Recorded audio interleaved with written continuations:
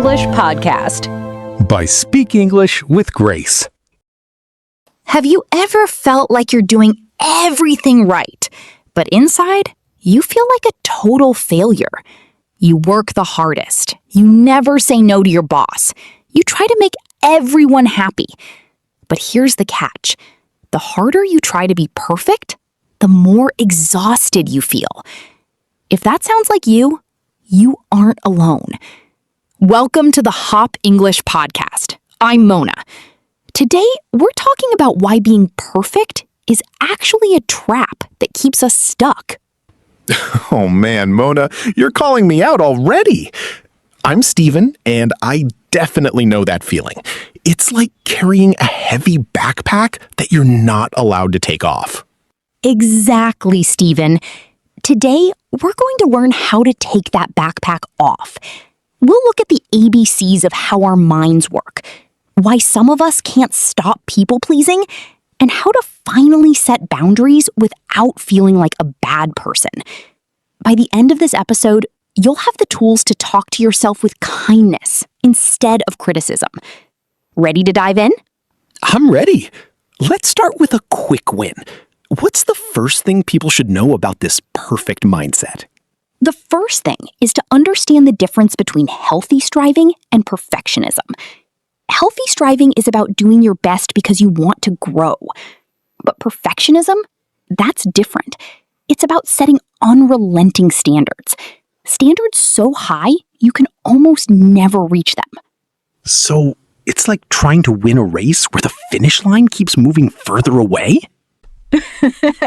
That's a perfect metaphor. And when we don't hit that moving finish line, we use unhelpful thinking styles. For example, all or nothing thinking. That's when you believe if you aren't 100% successful, you're a 100% failure. No middle ground. I do that. If I make one mistake in a presentation, I feel like the whole thing was a disaster. That's actually a mental filter. You're filtering out all the good stuff and only focusing on the one mistake. But here's the secret. These thoughts aren't facts. They're just opinions we've learned over time. Okay, so how do we change those opinions? You mentioned something called the ABCs? Yes, this is a classic tool from rational emotive therapy. Think of it like a map for your emotions. A is the activating event. Something happens. B is your belief, what you tell yourself about it. C is the consequence, how you feel and what you do. Can we try an example? Let's say I'm late for a meeting. Great. So A is being late. Now, if your B, your belief, is I must always be on time, or people will think I'm lazy, what's the C, the consequence? I'd feel incredibly stressed. My chest might get tight, and I'd probably apologize 100 times when I walk in. Precisely. But look at this.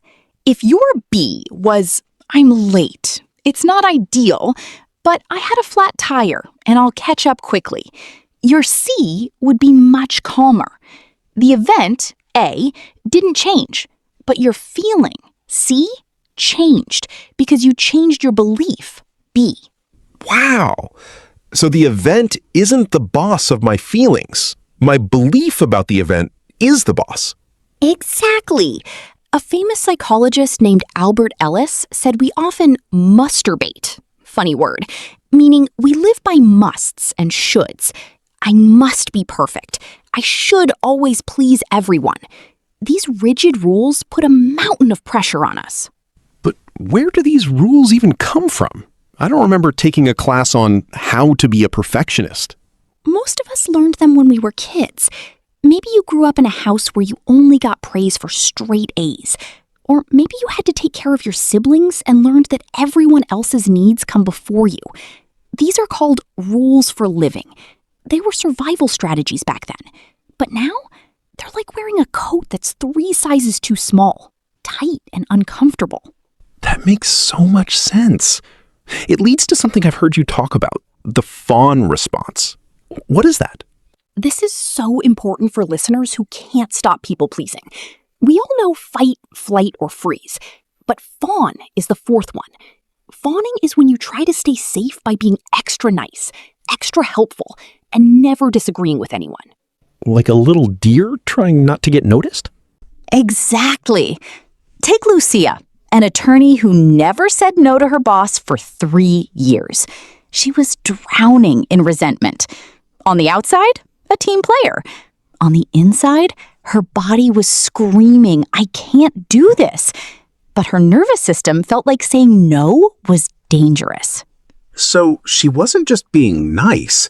She was actually trying to survive a perceived threat of disapproval. Yes.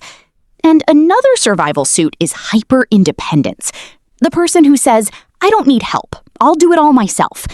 They feel ashamed or useless if they have to ask for support. Often, this comes from being let down as a child. You learned you couldn't rely on others, so you became your own island. I'm definitely an island sometimes, Mona. It's exhausting being an island. It is. And the fix for both, fawning and hyperindependence, is learning to set boundaries and practicing self-compassion. Boundaries. That word always sounds a bit mean to me. Like I'm building a wall around myself. That's a common mistake. A boundary isn't a wall to shut people out. It's a statement of what is okay and what is not okay for you. It actually protects the relationship because it stops you from becoming resentful. Okay, but how do I say it without sounding like a jerk? Use boundary scripts. Keep it brief and clear. For example, if someone asks for a favor you can't do, don't over-explain. Just say, "I'm not able to take that on right now." If a friend talks to you in a hurtful way, say, "I'm not okay with being spoken to that way." So, no is a complete sentence? It really is. But here's the catch. You will feel guilty at first. Not because you're doing something wrong, but because you're doing something unfamiliar. Guilt is just your brain saying, "Hey, we don't usually do this." So I should expect the guilt and do it anyway? Yes. Think of it like a muscle you're training. It feels weak at first, but it gets stronger with practice. And while you're practicing, you need self-compassion. Instead of saying, "I should have worked harder," try saying, "This is really hard for me right now. What can I do to support myself?" I love that. Self-validation. Acknowledging that it's understandable to feel upset when things are tough. Exactly. We often treat our friends way better than we treat ourselves. If a friend made a mistake, would you call them a total idiot? No. You tell them it's okay. Everyone makes mistakes. You deserve that same kindness from yourself. Mona, we've covered so much. The ABCs, unhelpful rules, fawning, boundaries. My head is spinning, but in a good way. Let's do a quick retention check for our listeners. Remember, perfectionism is about rigid musts. To challenge it, use a thought diary. Write down your hot thought, the one that's upsetting you most, and look at the evidence for and against it. Like a detective. If my thought is, I'm lazy because I missed one gym session, I look for evidence against it, like the fact that I went 4 times last week. Spot on, Stephen. Replacing those hot thoughts with balanced thoughts is the goal. It's good to work hard, but it's okay to take a day off occasionally. That feels so much lighter. It's like finally letting out a breath I've been holding for years. That's the feeling of freedom, Stephen. It takes time to unlearn these patterns. You've spent years making yourself small or perfect to stay safe. Be patient with yourself as you learn to take up space. You are allowed to have needs. You are allowed to be imperfect. And you are still worthy of love, even when you say no. I really needed to hear that today, and I bet our listeners did too. If you found this helpful, try one small thing this week. Use one of those boundary scripts we talked about. Just one. Maybe it's saying no to an extra task at work, or telling a friend you can only chat for 10 minutes. See how it feels. And don't forget, write down your new balanced rule on a small card. Carry it with you. It's a great reminder when those old musts try to come back. We are so glad you joined us on the Hop English podcast. Remember, your progress doesn't have to be perfect to be meaningful.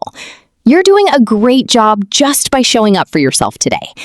We've got incredible episodes coming up about building deep, authentic relationships, so make sure you're ready for that journey. Because your true self, the one behind the perfectionism, is someone worth knowing. Every step you take toward being yourself is a win. Keep practicing, keep being kind to yourself. We will be right here with you as you discover just how much space you're allowed to take up in this world. Your voice matters.